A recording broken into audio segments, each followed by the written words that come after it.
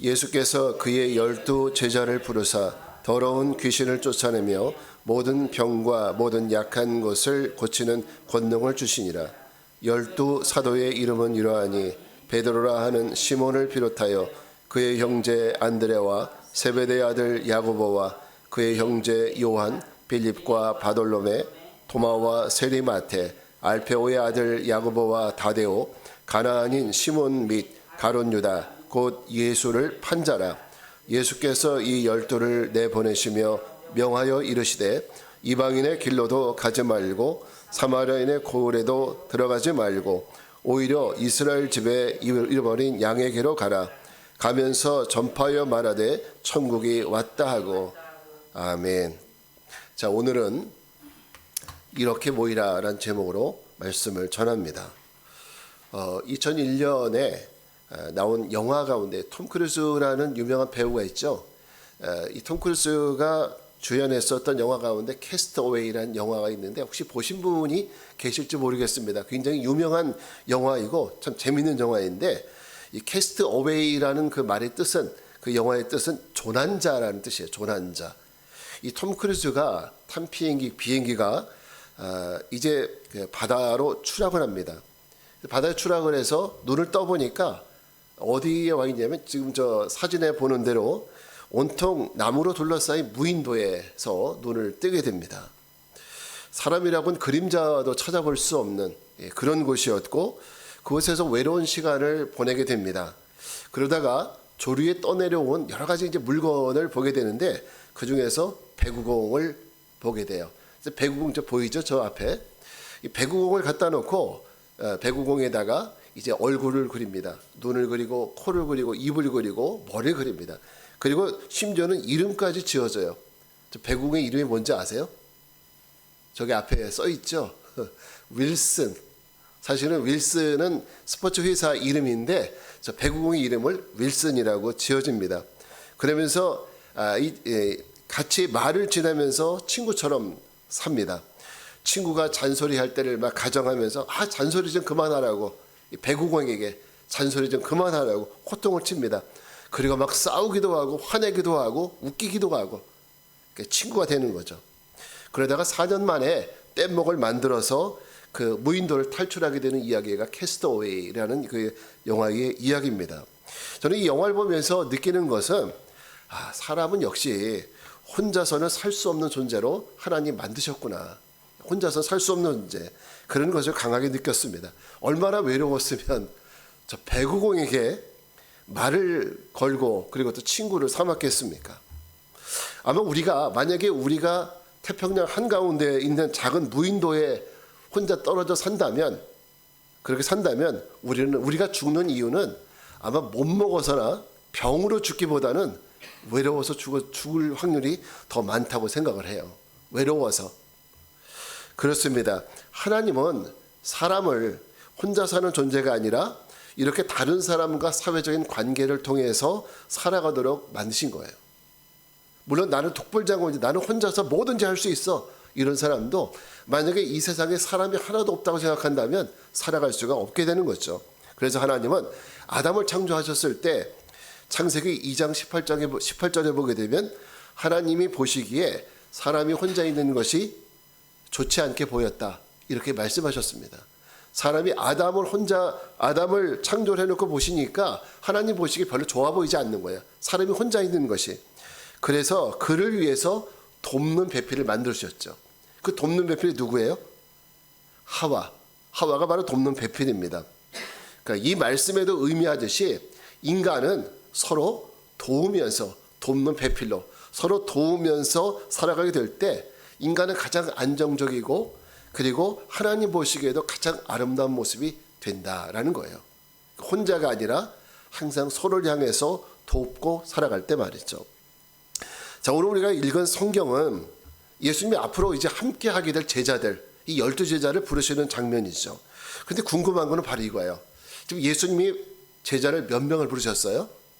12명. 근데 궁금한 것은 우리가 생각할 때 우리나라 사람들은 12라는 숫자보다는 10, 20, 30 이런 게 더 익숙해요. 그죠? 그렇죠. 근데 예수님은 딱 떨어지는 10명도 아니고 그렇다고 해서 럭키 세븐에서 7명도 아니고 왜 우리가 생각했을 땐 아리송한 12명, 12라는 숫자를 택했을까? 참 궁금하지도 하죠. 근데 여기에는 성경적인 중요한 의미가 담겨져 있어요. 우리에게는 10이라는 숫자가 어떻게 보면 완전 수처럼 보일 수 있지만 12라는 숫자는 성경에서는 완전수이기도 하고요. 또 12는 하나님의 숫자이기도 합니다. 자, 하나님이 야곱에게 아들을 몇 명 주셨어요? 12명. 12명의 아들 주셨어요. 그리고 그들에게 하나님은 이스라엘의 12지파라는 이름을 부여해 주셨어요. 12명의 아들을 주시고 12명을 12지파라고 명해 주셨어요. 자, 이것은 예수님의 12명의 제자와 무관하지 않아요. 예수님의 12명의 제자를 부르시는 것은 바로 이 12지파의 사역이 예수님을 통해서 이 제자를 통해서 계속 이어진다는 것을 의미합니다. 자, 구약의 12지파는 어떤 역할을 합니까? 이스라엘 한 민족, 이스라엘이라는 한 민족의 조상으로서 의미가 있다면 예수님의 12제자는 어때요? 이스라엘뿐만 아니라 온 열방과 민족을 섬기고 책임져야 되는 이런 의미가 예수님의 12제자에 있다라는 거죠. 자, 주님은 구약시대에 하나님은 구약시대에는 아브라함 같은 한 사람, 모세 같은 한 사람, 다윗 같은 한 사람, 이 한 사람을 통해서 이스라엘을 구원하셨다면은 예수님은 이 12제자를 통해서 온 세상을 구원하시려고 하는 거죠. 이런 의도가 있어요. 그래서 12명이라는 이 숫자는 성경의 숫자이고 하나님의 숫자입니다. 이제 하나님은 이렇게 많은 사람이 아니라 소그룹, 아주 적은 숫자를 부르신다는 거죠. 자, 우리가 이런 것을 볼 때 성경적이고 건강한 교회 모임은요, 건강한 교회 모임은 개인적으로 신앙생활하는 이런 모임이 아니라 믿는 자들의 모임인 이 소그룹, 적은 그룹이, 이 조그만 그룹이 건강하게 잘 이루어져 있는 교회, 그런 교회가 건강한 성도, 건강한 믿음을 보여주게 됩니다. 저는 우리 교회도 이 건강한 교회가 되고 그리고 건강한 신앙의 성도가 되기 위해서 우리 안에 건강한 소그룹을 갖는 것이 중요하다고 생각을 합니다. 우리도 건강한 소그룹을 갖는 것, 이것이 굉장히 중요합니다. 여러분, 우리가 지난 3년 동안 코로나라는 시간을 보냈잖아요. 우울하고 힘든 시간을 보냈는데 참 이 기간 동안에 교회들은 굉장히 많이 큰 타격이 있었어요. 한국 교회적으로 전체적으로 보자면은 그리스도인들의 숫자가 절반 이하로 줄어들었어요.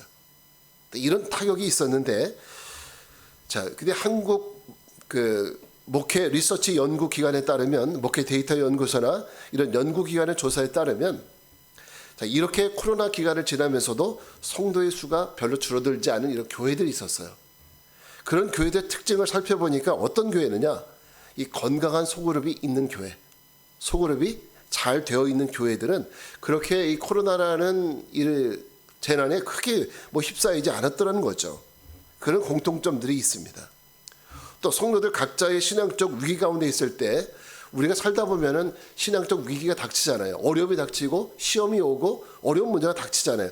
근데 이럴 때도 만약에 혼자 있다면은, 나 혼자라면은 그런 위기들을 극복해 나갈 수 있는 확률이 별로 없어요. 그런데 이런 소그룹을 통해서 우리가 함께 그 문제도 나누고 또 격려해주고 중보기도 해주고 권면해주고 할 때 우리 모든 문제, 우리 그런 문제들을, 신앙적인 문제들을 잘 이겨나가더라는 거예요. 그러고 볼 때 우리가 이 소그룹이라는 것은 우리의 신앙을 위해서도 중요하지만 또 건강한 교회를 위해서도 중요하고 우리 개인적인 신앙을 위해서도 건강한 소그룹을 갖는다는 것은 굉장히 중요하다는 거예요. 여러분, 동물의 왕국 같은 다큐멘터리 보게 되면, 그런 다큐멘터리를 보게 되면요, 혼자 사자 같은 이런 맹수가 노리는 그런 동물이 있어요. 그런 대상은요, 무리 가운데 있는 동물들은요, 아무리 약해도 공격을 못해요.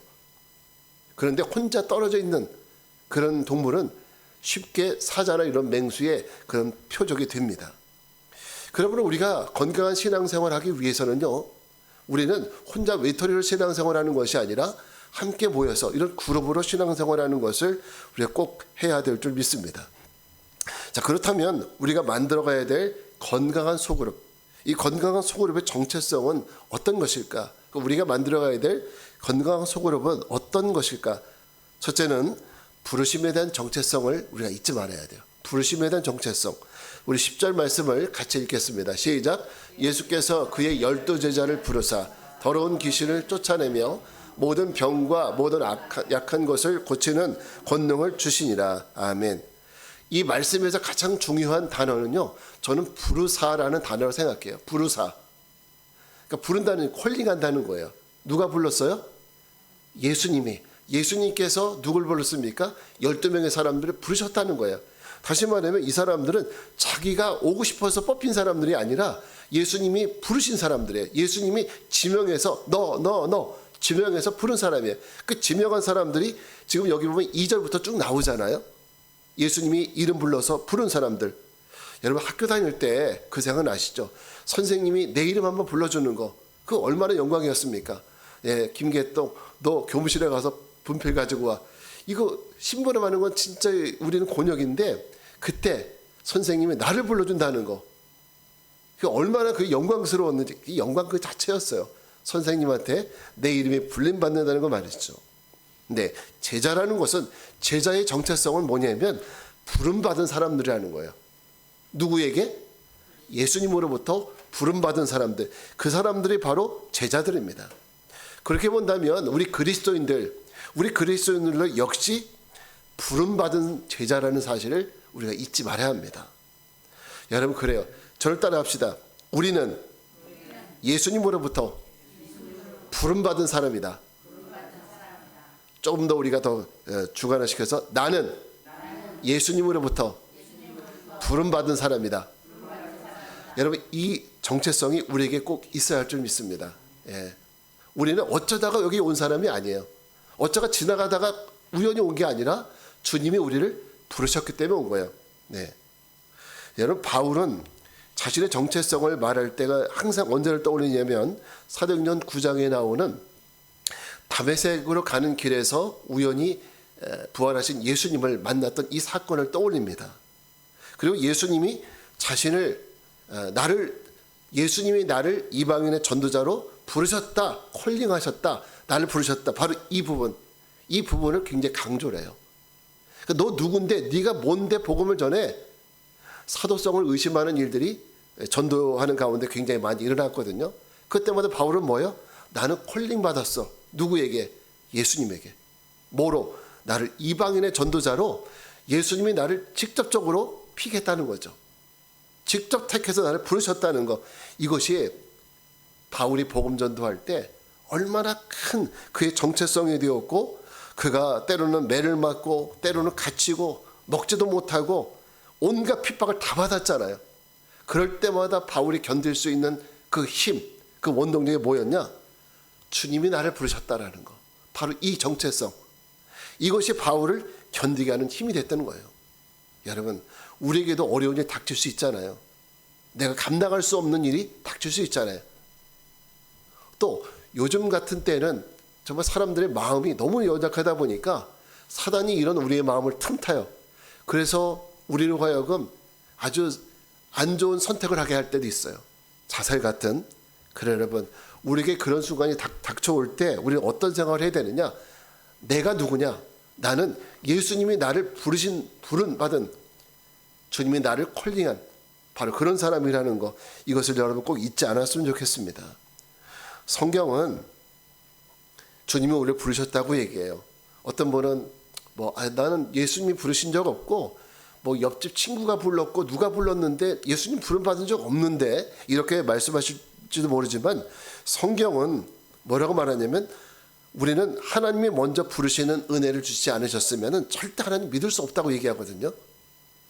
그러니까 우리는 교회 나왔지만은 그 이전에 나를 부르시는 주님의 은혜가 있었기 때문에 우리는 주님 옆에 나올 수 있는 거예요. 우리를 그 부르심에 따라 나오게 된 것이라는 거죠. 우리는.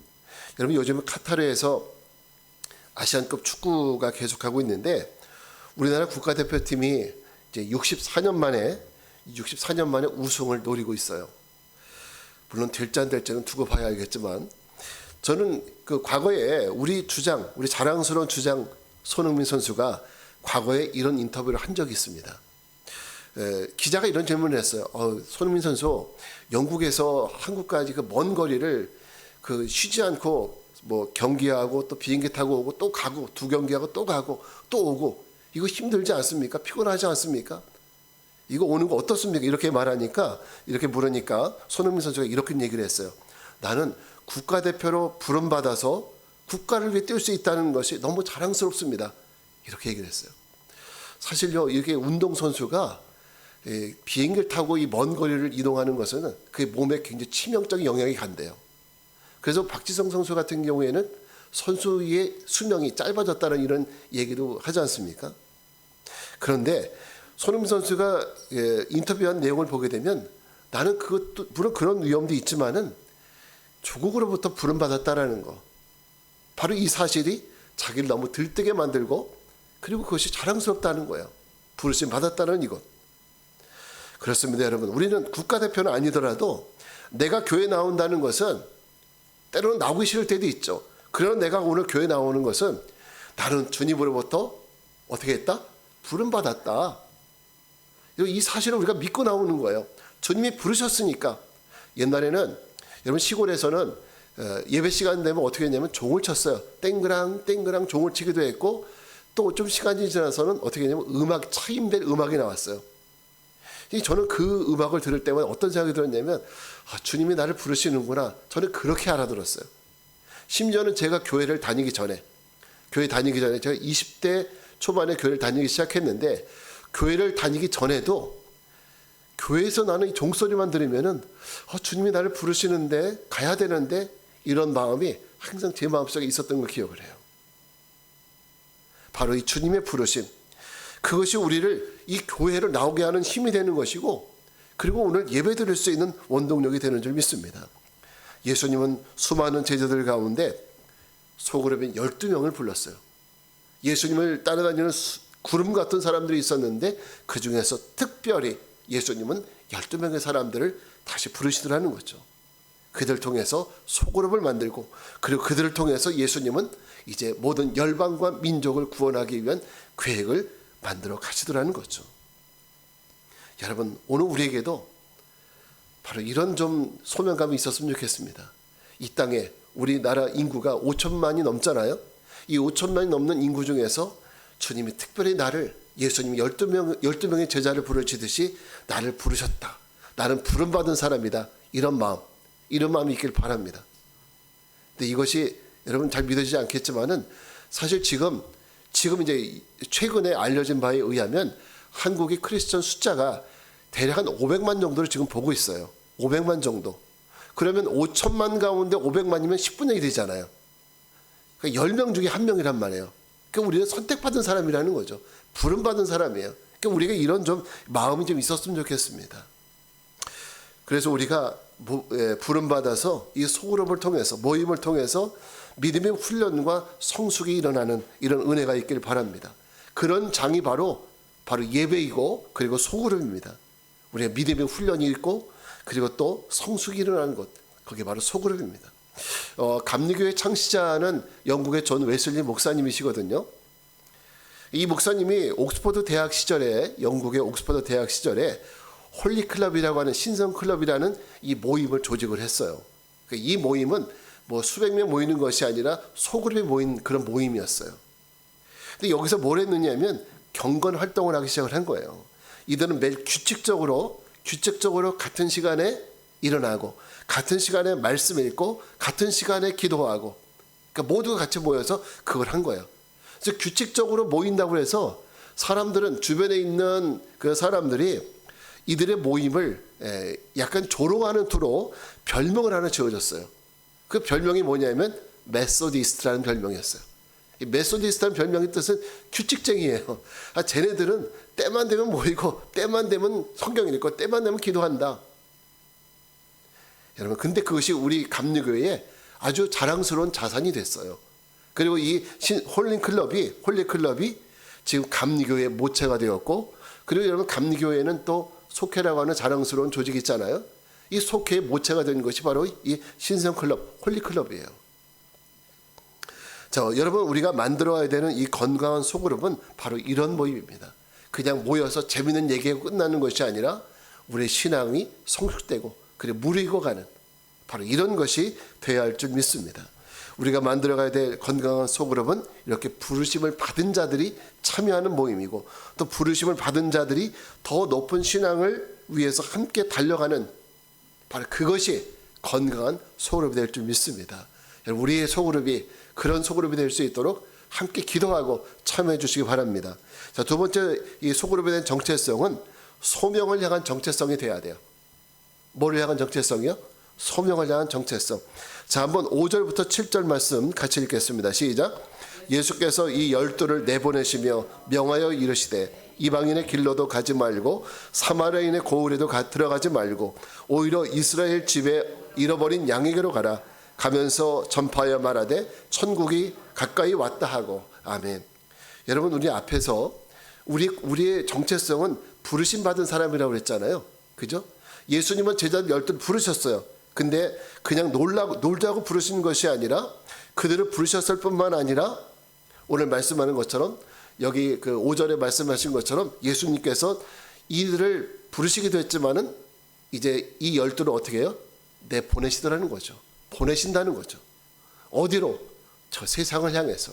이방인의 길로도 가지 말고 사마리아인의 고을에도 가지 말고 오히려 이스라엘 집에 잃어버린 양에게로 너희는 어떻게 하라? 가라. 주님은 부르셨어요. 근데 부르시는 것에 만족하는 것이 아니라 부른 다음에 어떻게 해요? 그들을 내보내신다는 거죠. 이게 바로 예수님이 원하시는 이 소그룹의 정체성이에요. 부르실 뿐만 아니라 세상으로 내보내시는. 여러분, 고인물은 썩지만 흐르는 물은 썩지 않습니다. 예수님은 제자들 불러서 한 자리에 모여서 계속 주구장창 10년 1000년 그렇게 사는 썩는 물이 되기보다는 그들을 세상으로 흘려보내셔서 썩지 않는 신선한 물이 되기를 원하셨습니다. 그러면 예수님의 제자들을 세상으로 왜 보낼까요? 왜 내보낼까요? 뭐 하라고? 복음을 전하라고. 예수님은 우리를 부르셨어요.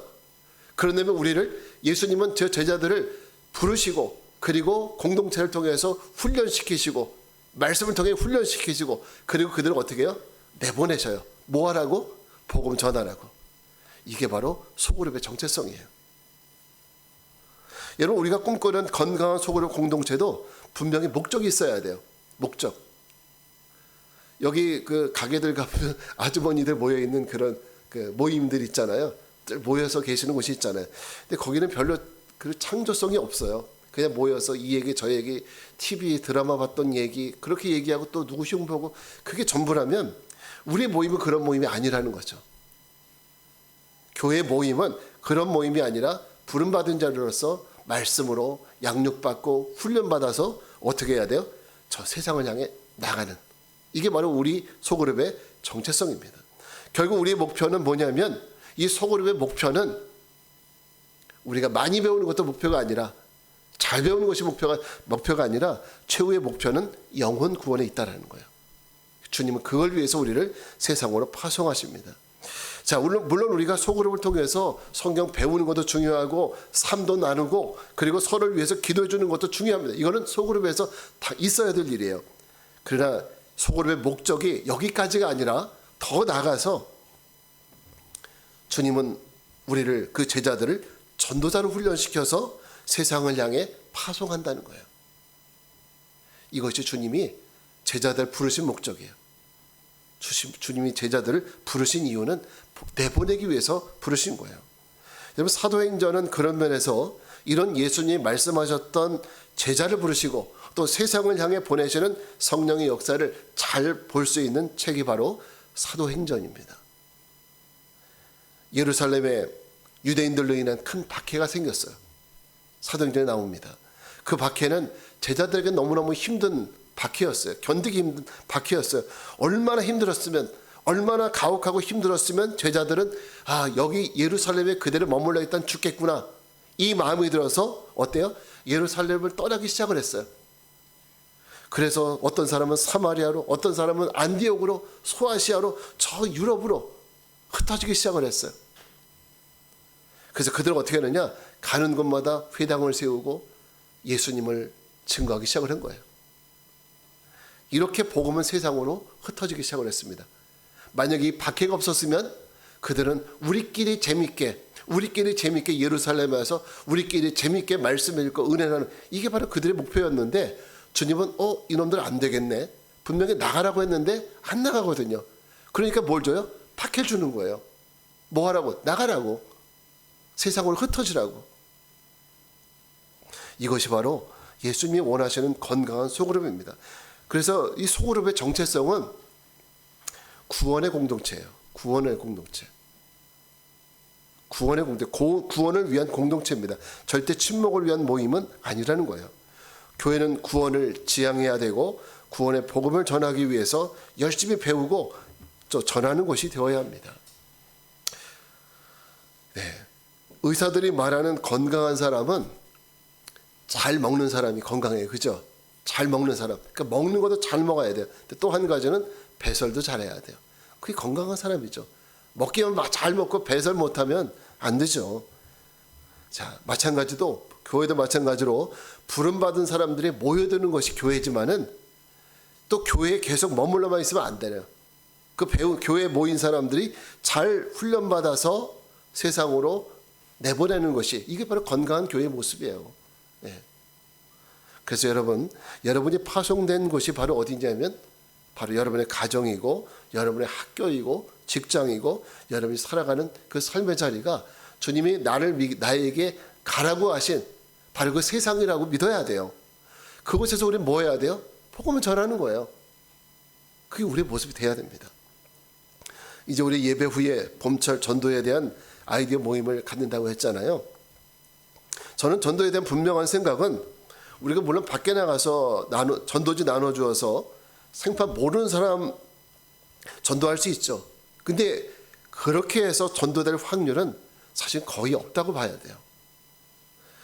10,000명 중에 1명 있을까 말까 하는 그 희박한 그런 확률밖에 안 됩니다. 그러나 내가 아는 사람, 내 가족, 내 친척, 함께 일하는 사람, 내 친구, 이런 사람 전도할 때 그 사람이 전도될 확률이 훨씬 더 높아요.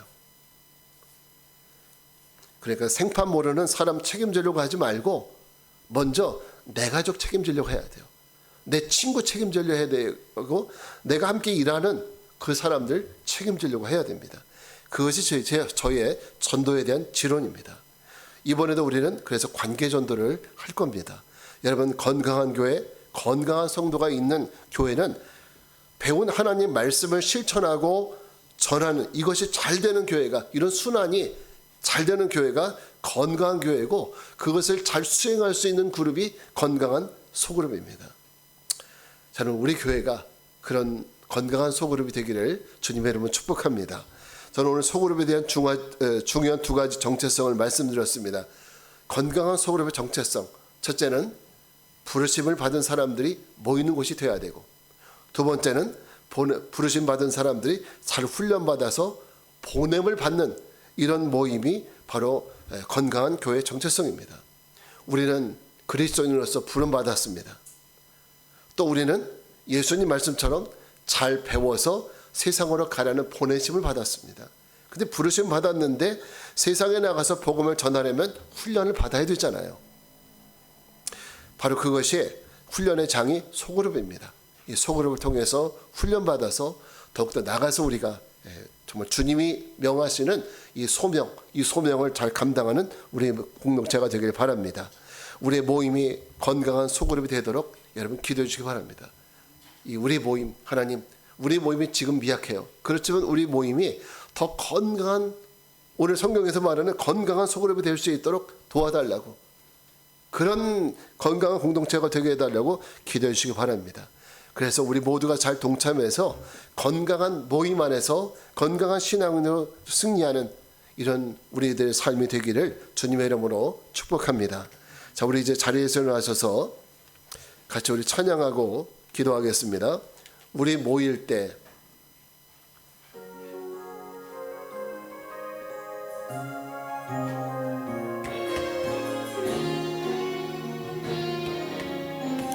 우리 모일 때 주 성령이 말해 우리 모일 때 주 이름 높이리 우리 마음 모아 주를 경배할 때 주니 축복. 다시 한번 우리 모일 때 주 성령이 말이 우리 모일 때 주 이름 높이리 우리 마음 모아 주를 경배할 때 주니 축. 다시 한번 할까요? 우리 모일 때 주 성령이 말이 우리 모일 때 주 성령이 말이 대주.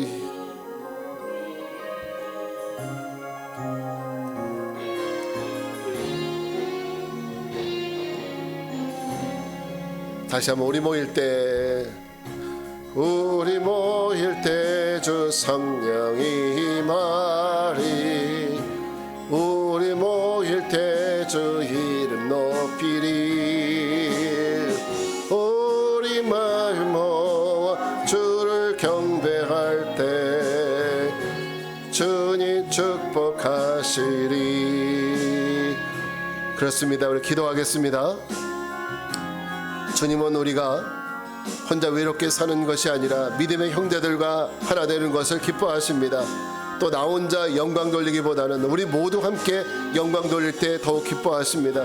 그래서 우리는 우리 이 모임을 소중히 여겨야 할 줄 믿습니다. 우리 함께 기도합시다. 주님, 우리에게 건강하고 아름다운 모임을 허락하셔서 그 모임을 통해서 먼저는 하나님께 영광 돌리게 하시고 또 주님이 주신 사명을 잘 감당하는 우리 모두가 되게 해달라고 우리 주님의 이름 한번 부르고 기도하겠습니다. 주여, 은혜로우신 아버지 하나님 감사합니다. 하나님, 우리에게 건강한 모임, 건강한 성도를 주심을 감사합니다. 이것 통해서 아버지의 건강한 믿음의 성도로서 훈련될 수 있도록 도와주시고 그렇게 살아갈 수 있는 은혜를 허락하여 주시옵소서.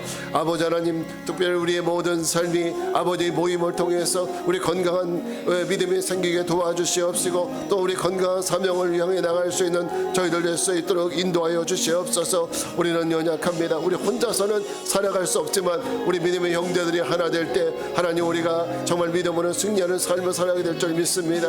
우리에게 주신 귀한 사명도 우리가 잃어버리지 아니하고 그것을 붙들고 이 믿음 안에서 하나님이 훈련되어 나갈 때에 하나님께서 우리에게 주신 귀한 사명도 감당할 수 있도록 우리 모든 삶을 주장하여 주시옵소서. 거룩하신 아버지 하나님이여, 하나님, 우리의 소그룹이 건강한 소그룹이 될 수 있도록 하나님 그렇게 성장할 수 있도록 인도하여 주시옵소서. 부름받은 자들이 함께 모여서 훈련받고 또 아버지 소명받고 세상을 향해 나가는 우리 모두의 삶이 될 수 있도록 주님 인도하여 주시옵소서. 오 주님, 주님을 찬양합니다. 거룩하신 주님, 우리 모임을 축복하시고 우리 모임 가운데 임하시옵소서. 우리 예배를 받아주시고 우리 나눔과 섬김과 사명을 이루어가는 모든 모임에 주의 은혜와 능력을 부어주옵소서. 주님을 신뢰하며 충만한 은혜로 주께서 맡겨주신 귀한 사명을 잘 감당하는 사명 공동체가 되게 하옵소서. 지금은 성부, 성자, 성령 삼위일체 하나님의 은혜와 평강이 건강한 모임을 통해 믿음을 키우고 주의 주신 사명을 이루어갈 것을 결단하고 세상을 향해 나가는 모든 성도들 위해 이제로부터 영원까지 함께 하옵시기를 간절히 기도하옵나이다. 아멘.